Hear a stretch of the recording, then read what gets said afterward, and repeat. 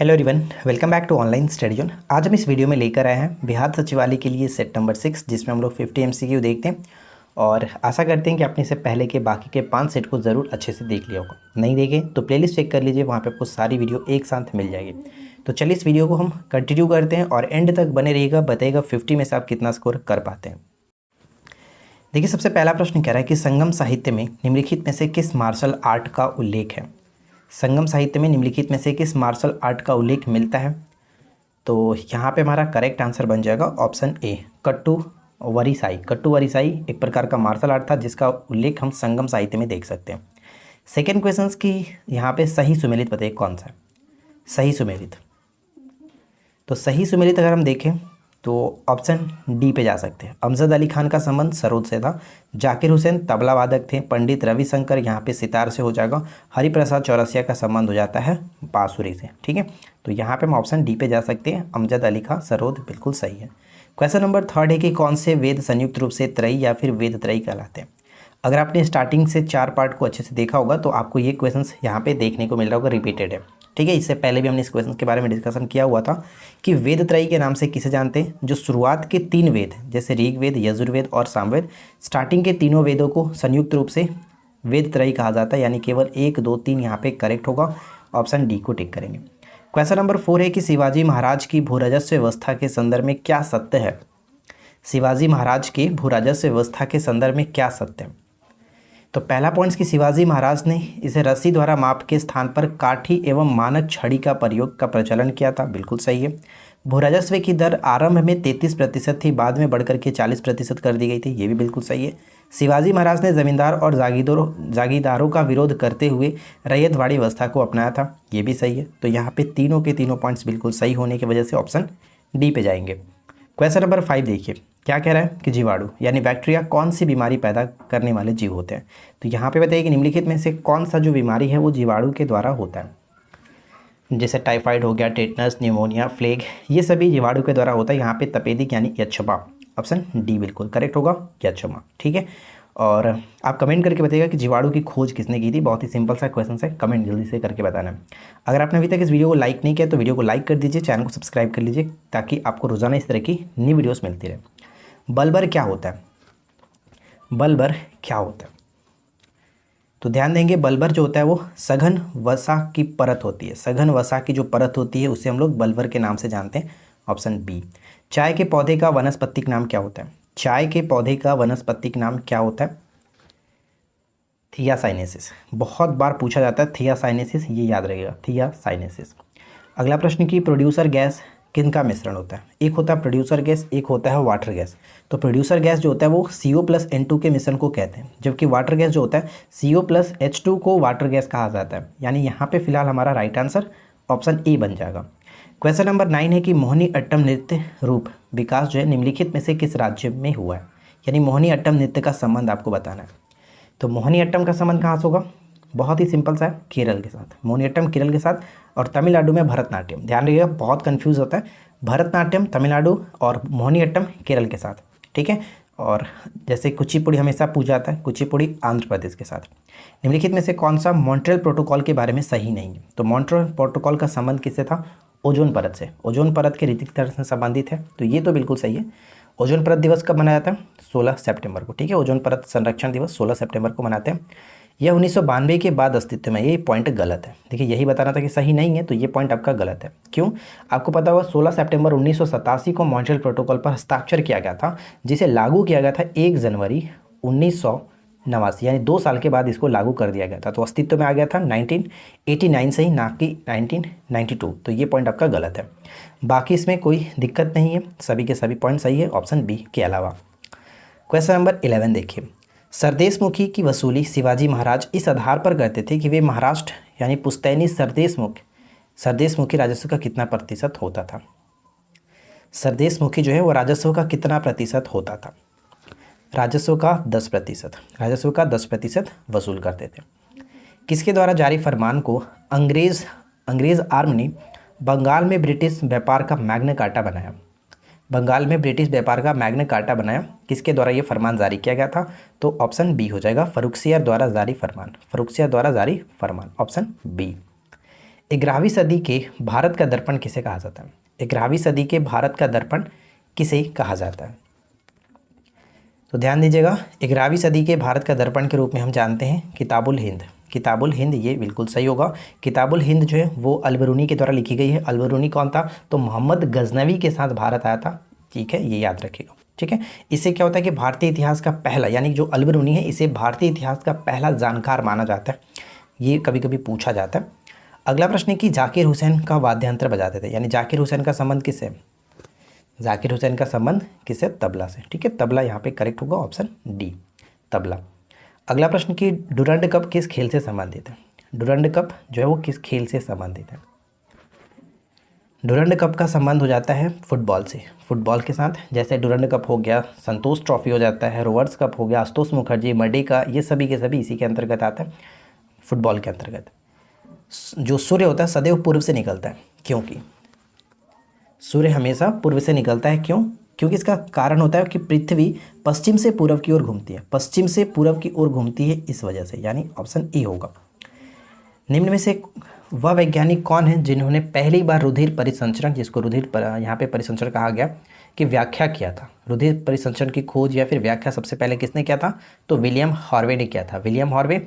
और यहाँ पे तो फिलहाल नहीं है, लेकिन मैं आपको बताता हूँ जो रक्त समूह है ए बी हो गया, ओ हो गया, इन रक्त समूहों की खोज कार्ल लैंडस्टीनर ने किया था, जिसके लिए इनको नोबेल प्राइज़ भी दिया गया था।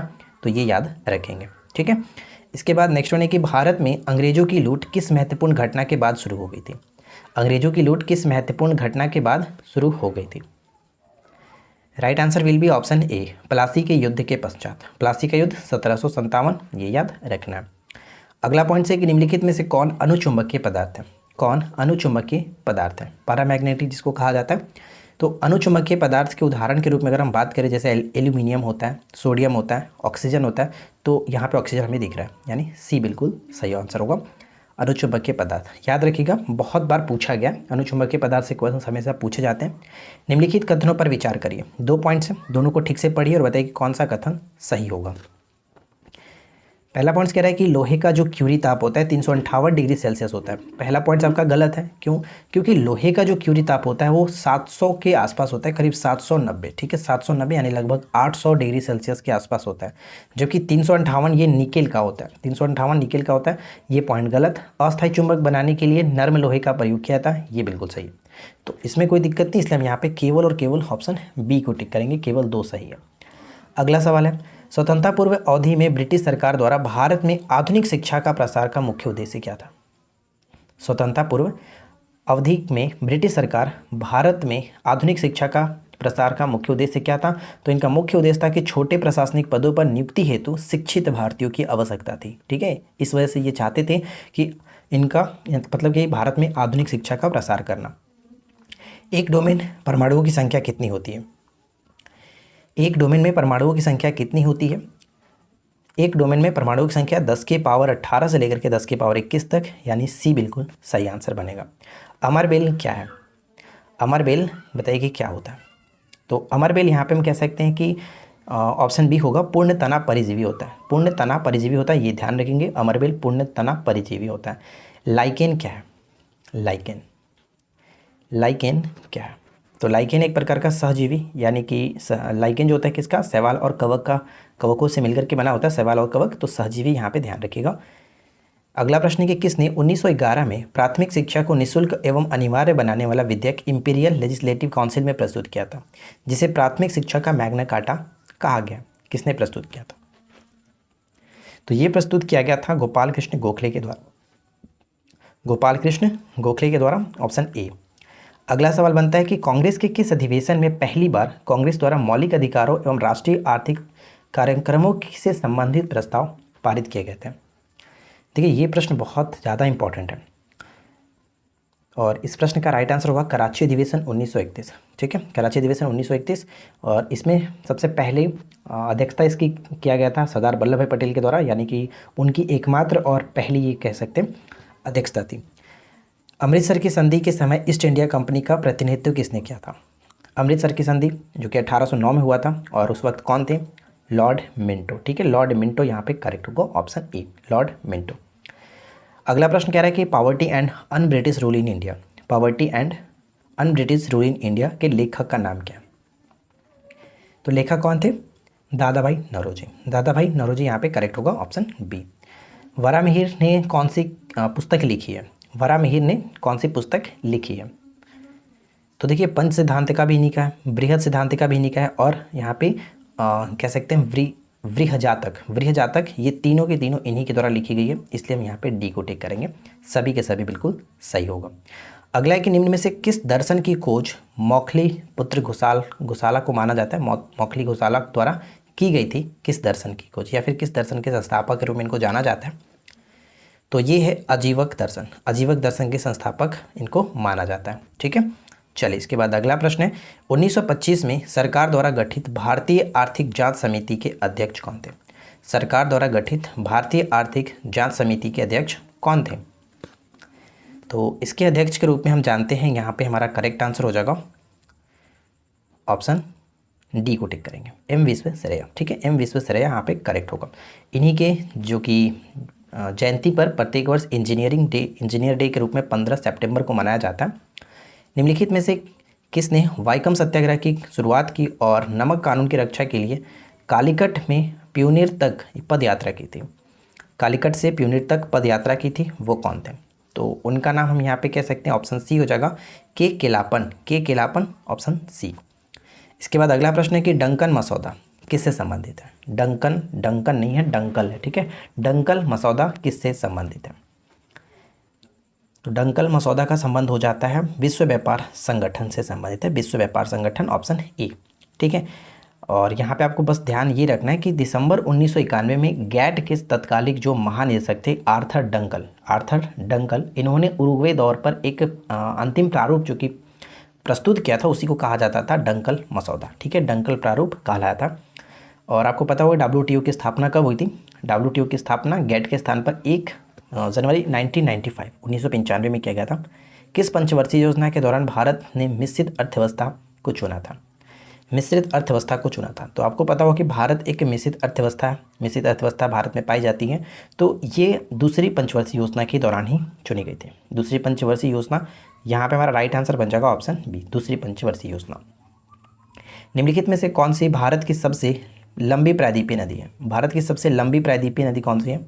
वैसे भारत की सबसे लंबी नदी तो गंगा नदी होती है, लेकिन अगर प्रायद्वीपीय पूछा जाए तो प्रायद्वीपीय हम दक्षिण में चले जाते हैं और वहाँ पे गोदावरी सबसे लंबी बनेगी। ठीक है, ऑप्शन बी हो जाएगा।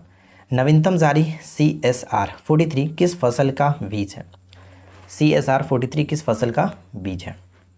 तो ये चावल का हो जाता है, चावल का। इससे पहले वाली वीडियो में हमने बात किया था IR8, IR20 हो गया, पूसा, तो राजेश्वरी, ये सभी भी आपका धान यानी कि चावल के ही किस्म बताया गया था, वो भी याद रखिएगा। निम्न में से कौन सा जैविक घटक नहीं है? जैविक घटक किसे कहते हैं? जो कि सजीव को कहते हैं। ठीक है, सजीव जो होते हैं उनको जैविक घटक कहा जाता है और निर्जीवों को अजैविक घटक कहते हैं। तो यहाँ पे हम कह सकते हैं जो कि जैविक घटक नहीं है, यानी कि एक प्रकार का अजैविक घटक के अंतर्गत कौन आएगा? तो यहाँ पे हम देख सकते हैं नमी कोई सजीव तो है नहीं, तो यहाँ पे राइट आंसर बन जाएगा ऑप्शन ए। ठीक है, नमी। गौतम बुद्ध को एक देवता का स्थान किस राजा के युग में प्राप्त हुआ था? गौतम बुद्ध को एक देवता का स्थान जो किस राजा के युग में प्राप्त हुआ था? तो ऑप्शन हम डी को टिक करेंगे, कनिष्क के समय में। और कनिष्क के समय में ही चौथी बौद्ध संगीति हुई थी, और इनके समय में ही जो कि बौद्ध धर्म 2 भागों में विभाजित हुआ था, जो कि हम कह सकते हैं हीनयान और महायान। ठीक है, हीनयान और महायान। चलिए इसके बाद आगे बढ़ते हैं। नेक्स्ट वन है कि घी अथवा दूध का पीला रंग जो होता है वो किसके कारण होता है? डायरेक्ट हमेशा प्रश्न पूछा जाता है कि दूध का पीलापन जो होता है वो किसके कारण होता है? तो पीलापन कैरोटीन के कारण होता है, जबकि सफ़ेद जो होता है वो कैसीन के कारण होता है। राष्ट्रीय मानवाधिकार आयोग के अध्यक्ष किसे बनाया जाता है? वर्तमान में तो अरुण कुमार मिश्रा जी हैं।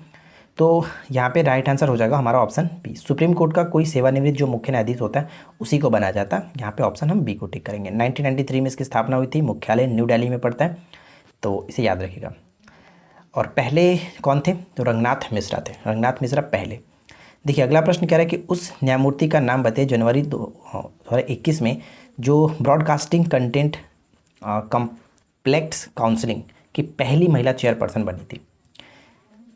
उनका नाम क्या है? उनका नाम हम यहाँ पे गीता मित्तल ध्यान रखेंगे, गीता मित्तल। ठीक है, ऑप्शन जो कि डी को टिक करेंगे गीता मित्तल। अगला प्रश्न है कि निम्नलिखित कथनों पर विचार करिए। यहाँ पे देखिए 2 पॉइंट्स दिया गया, दोनों पॉइंट्स को अच्छे से पढ़िए और बताइए कौन सा कथन सही होगा। तो पहला पॉइंट है कि डलहौजी ने व्यक्तिगत सिद्धांत, जिसको डॉक्ट्रिन ऑफ लैप्स के नाम से जानते हैं, वेलेजली की सहायक संधि ने 1857 के विद्रोह को बढ़ाने में महत्वपूर्ण भूमिका निभाई थी। यानी कि डलहौजी का ये और वेलेजली का ये दोनों जो नीतियाँ थी 1857 के विद्रोह को बढ़ाने में महत्वपूर्ण भूमिका निभाई थी। तो कह सकते हैं कि बिल्कुल सही है। डलहौजी ने अपनी व्यक्तिगत नीति से जैतपुर, संबलपुर, झांसी, नागपुर आदि को ब्रिटिश साम्राज्य में मिला लिया था। तो ये भी बिल्कुल सही है। इसका पहला शिकार कौन हुआ था? महाराष्ट्र का सत्तारा हुआ था, ये याद रखिएगा, पूछा जाता है। तो दोनों के दोनों पॉइंट्स बिल्कुल सही होने की वजह से हम राइट आंसर किसे टिक करेंगे? ऑप्शन हमारा यहाँ पे डी हो जाएगा। दोनों के दोनों बिल्कुल सही है, 1 और 2 दोनों सही है। अगला सवाल कि 1857 के प्रथम स्वाधीनता संग्राम के स्वतंत्रता सेनानियों में महक परी के उपनाम से किसे जाना गया? महक परी, महक परी के उपनाम से किसे जाना गया? तो सी को टिक करेंगे, हजरत महल को। ठीक है, हजरत महल जो थी इनको कहा जाता था महक परी। ठीक है, महक परी। नेक्स्ट वन है कि निष्क्रिय विरोध जो है, निष्क्रिय विरोध के सिद्धांत का प्रतिपादन किसने किया था? निष्क्रिय विरोध के सिद्धांत का प्रतिपादन किया था, option D Aurobindo Ghosh correct होगा, option D Aurobindo Ghosh. Next question बनता है कि निम्नलिखित में से कौन भारतीय संविधान से सही ढंग से मेल नहीं खाता है? तो अब आपको ये बताना है कि भारतीय संविधान की जो यहाँ पे भाग है और इसके संबंध में जो कंटेंट है, बताइए कि कौन मेल नहीं खाता है। जैसे भाग 10 की बात करें तो ये अनुसूचित और जनजातीय क्षेत्र से, भाग 2 में नागरिकता के बारे में उल्लेख है, भाग 20 में संविधान में संशोधन करने की बात है, और भाग 4 जो है मौलिक कर्तव्य। ये तो ठीक था 4, लेकिन 4 के क होना चाहिए था, क्योंकि 4 के क के अंतर्गत मौलिक कर्तव्य को रखा गया, ना कि भाग 4 में। भाग 4 में सिर्फ डीपीएसपी है, तो ये पॉइंट हमारा गलत हो जाएगा, ऑप्शन डी को टिक करेंगे। चलिए, इसके बाद अगला प्रश्न है कि पंडवानी जो वो किस राज्य का एक प्रमुख लोक नृत्य प्रकार है? पंडवानी, पंडवानी भी कई बार रिपीटेड हुआ है, तो पंडवानी का संबंध छत्तीसगढ़ से होगा, ऑप्शन बी छत्तीसगढ़। पंचायती राज संस्थाओं के गठन को 2 स्तर होने का सुझाव किसने दिया था? यानी पंचायती राज का द्विस्तरीय होने का सुझाव जो है वो किसके द्वारा दिया गया था? तो ये सुझाव दिया गया था, ऑप्शन ए अशोक मेहता समिति के द्वारा। अशोक मेहता समिति 1977, और त्रिस्तरीय पंचायती राज की जो स्थापना की बात ये कही गई थी बलवंत राय मेहता 1957। ठीक है, 1957, और यह वर्तमान में यही लागू है, त्रिस्तरीय। अगला प्रश्न है कि बिहार में गुप्त शक्ति के संगठन का श्रेय किसे जाता है? गुप्त शक्ति के संगठन का जो श्रेय है वो किसे जाता है? चंद्रगुप्त द्वितीय को, चंद्रगुप्त द्वितीय, जिनको विक्रमादित्य के नाम से जाना जाता है। अगला है कि किस शुंग शासक ने पाटलिपुत्र में स्थित कुकुटराम विहार को 3 बार नष्ट करवाने का प्रयत्न किया था? कुकुटराम विहार को 3 बार नष्ट कराने का प्रयत्न किया था, उनका नाम क्या है? पुष्यमित्र। ठीक है, पुष्यमित्र शुंग यहाँ पे करेक्ट होगा, ऑप्शन बी को टिक करेंगे। चलिए, आज के इस वीडियो का आखिरी प्रश्न, उम्मीद करते हैं कि आप लोग को वीडियो पसंद आया होगा, तो इस वीडियो को अपने फ्रेंड के साथ अपने ग्रुप्स में ज़रूर शेयर करें। देखिए क्या कह रहे हैं कि उस ग्रंथि का नाम बताइए जो कि रक्तचाप को नियंत्रित करती है। रक्तचाप को नियंत्रित करती है वो ग्रंथि कौन सा है? तो उस ग्रंथि को हम यहाँ पे कह सकते हैं, ऑप्शन बी हो जाएगा अधिवृक्क ग्रंथि, जिसको इंग्लिश में एड्रिनल ग्रंथि के नाम से जाना जाता है, तो ऑप्शन बी कहेंगे। ठीक है, बी बिल्कुल सही होगा।